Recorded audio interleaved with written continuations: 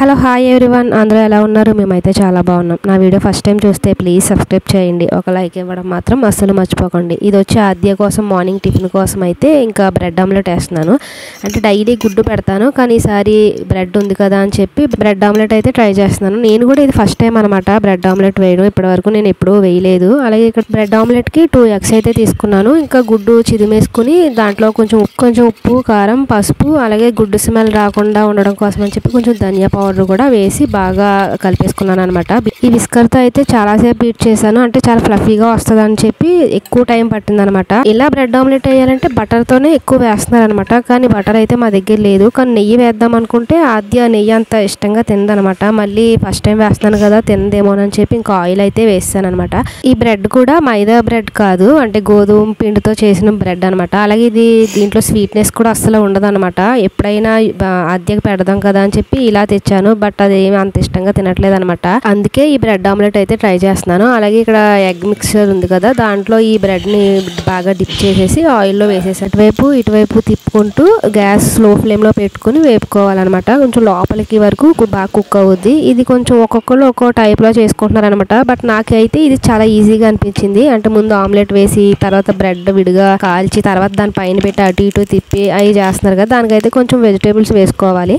ఇంక ఇలా అయితే చాలా ఈజీగా అనిపించింది నాకైతే. కానీ ఆద్య కూడా చాలా ఇష్టంగా తిన్నదనమాట. ఫస్ట్ టైం వేసినా కానీ చాలా ఇష్టంగానే తిన్నది. ఇంకా ఇలా ఎప్పుడైనా ట్రై చేయొచ్చు. అలాగే చిన్నపిల్లలకు కూడా ఇలా వేసి పెట్టొచ్చు అనమాట. నేను కూడా ఇది ఫస్ట్ టైం ట్రై చేశాను, కానీ పర్లేదు, బాగానే అనిపించింది. ఎప్పుడైనా ట్రై చేయొచ్చు.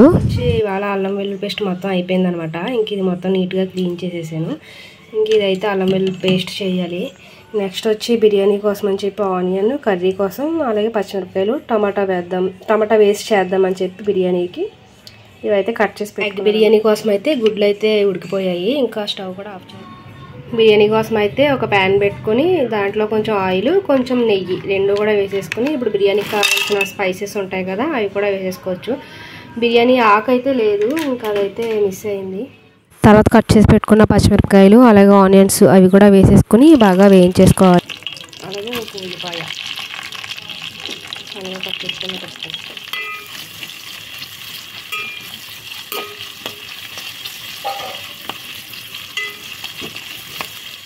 తర్వాత ఇక్కడ కరివేపాకు, కొంచెం పసుపు, అలాగే కొంచెం ఉప్పు కూడా వేసేసుకుని బాగా కలిపేసుకోవాలి. యాక్చువల్లీ స్టార్టింగ్లోనే నేను అల్లం వెల్లుల్లి పేస్ట్ వేసేసుకుంటాను అనమాట. కానీ ఈరోజు అల్లం వెల్లుల్లి పేస్ట్తో పాటు మొత్తం అన్నీ కూడా వేసేసి మిక్సీ పట్టేశాను. అంటే అల్లం వెల్లుల్లి పేస్ట్ వేసి అది తీసేసాక ఆ అల్లం వెల్లుల్లి పేస్ట్లోనే మిగతా ధనియాలు, జీలకర్ర ఇలా మనం ఏం వేసుకోవాలనుకుంటే అవన్నీ వేసేసుకుని మొత్తం పేస్ట్ చేస్తాను అనమాట. అదే సరిపడగా కొంచెం ఒక స్పూన్ అయితే వేసుకున్నాను. తర్వాత ఇంకా ఇది టమాటా వేసి చేద్దాం అనుకుంటున్నాను కాబట్టి ఇంకా టమాటా కూడా వేసేసి ఇది చేసుకుంటున్నాను. ఆల్రెడీ ఉప్పు వేసాను కాబట్టి దాంట్లో కొంచెం వాటర్ కంటెంట్ అనేది వచ్చేస్తుంది. ఇంకా అది బాగా వేగిపోయాక ఉడికించుకున్న ఎగ్స్ కూడా వేసేసుకుంటాను.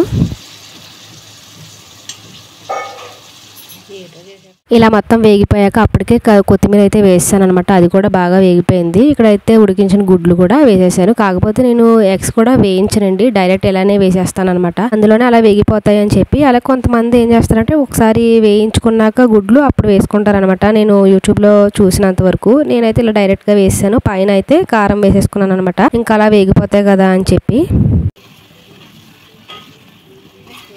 ఇప్పుడు రైస్ కూడా వేసేసుకుంటున్నాను. ఇది ఒక హాఫ్ అన్ అవర్ అయితే నానబెట్టుకుని ఈ రైస్ ఉంచి అప్పుడు వేస్తున్నాను అనమాట. దీంట్లో డైరెక్టే ఒకసారి వేసేసుకుని ఒక 2 minutes వేయించుకున్నాక అప్పుడు వాటర్ యాడ్ చేయాలి. ఇక్కడ వచ్చి ఏంటంటే ఇలా వేయించుకుంటే రైస్ అయితే ఖచ్చితంగా కొంచెం వాటర్ అయితే ఎక్కువ పడతాయండి. నేను అయితే 1 గ్లాసు రైస్ తీసుకున్నాను. 2 గ్లాసులు వాటర్ అయితే వేసుకోవాలి కదా. నేనైతే 2 గ్లాసులు ఫుల్గా వేసేసి ఇంకా 1 గ్లాసు సగం కూడా వేసానండి. అంతలా పడతాయి, ఎందుకంటే కొంచెం రైస్ వేగుతుంది కదా, అందుకని కొంచెం ఎక్కువే పడతాయి అనమాట. నేను లాస్ట్ టైం ఒకసారి ఇలా ట్రై చేసినప్పుడు ఏమైందంటే ఇలా కరెక్ట్గా వాటర్ పోస్తే అసలు సరిపోలేదనమాట. రైస్ అయితే అస్సలు ఉడకలేదు. అప్పటి నుంచి కూడా కొంచెం ఎక్కువ వాటర్ అయితే వేసుకుంటున్నాను. అలాగే ఇక్కడ వచ్చి పక్కన ఈ ఎగ్ బిర్యానీకి కాంబినేషన్గా ఇంట్లో కొన్ని రొయ్యలు అయితే ఉన్నాయన్నమాట. అవి కొంచెం కర్రీ చేస్తున్నాను.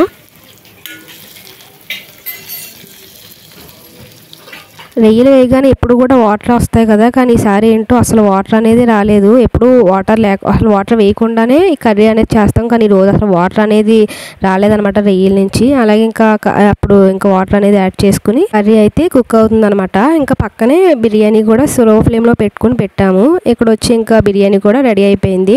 చూడడానికి చాలా బాగా అనిపిస్తుంది. అలాగే నేను వెంటనే కూడా టేస్ట్ చేస్తాను. వేడివేడిగా ఉన్నప్పుడే టేస్ట్ బిర్యానీ బాగుంటుంది కదా. మీలో ఎంతమందికి బిర్యానీ అంటే ఇష్టం కామెంట్ చేయండి. ఈ సండే స్పెషల్ అయితే ఎగ్ బిర్యానీ, ప్రాన్ కర్రీ అయితే చేసుకున్నాం. అలాగే ఈ వీడియో మీకు నచ్చితే please like, share and subscribe చేయండి. ఇప్పటి వరకు సబ్స్క్రైబ్ చేసుకున్న వాళ్ళందరికీ thank you so much. Thank you for watching.